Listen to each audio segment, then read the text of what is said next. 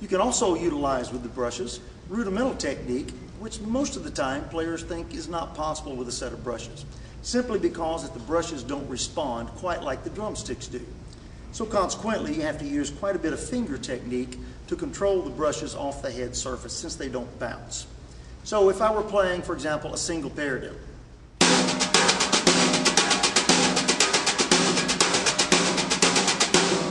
when I'm playing the diddle part of the rudiment,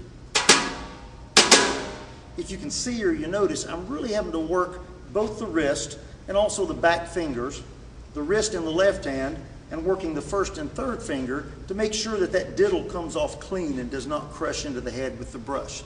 And as we attempt to get faster velocity, it even requires that we do more of that same technique.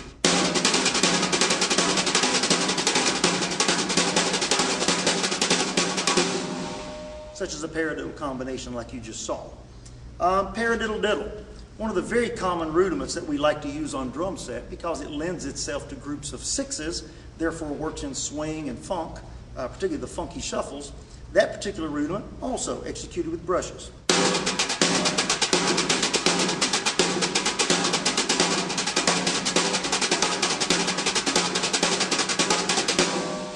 Same technique. If I'm playing flams, for example, like maybe a flam accent.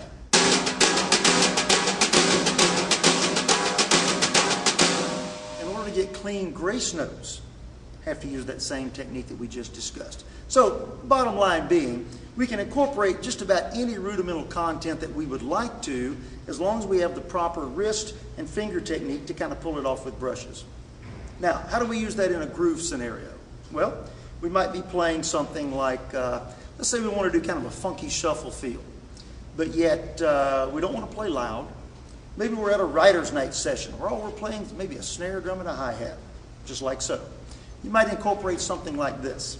You can put your bass drum feel right in the center of the drum. You can put your backbeat as a shot, and you fill this in with maybe a paradiddle diddle.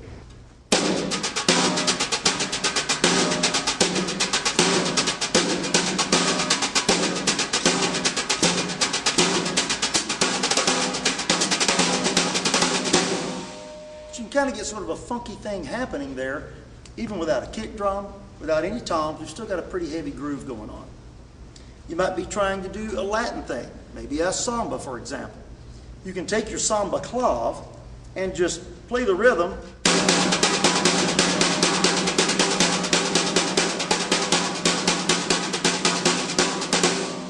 All it requires is just a couple of extra double strokes in the left hand. You've got the samba clav with the brushes. Put your hi-hat on 2 and 4.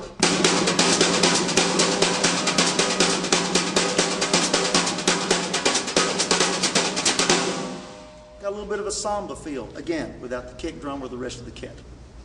So the possibilities with brushes are pretty much unlimited, just based on how much time you as a player want to put in to work on rudiments, work on control with fingers and wrist, and then develop the characteristic time feels that we need to use as a brush player.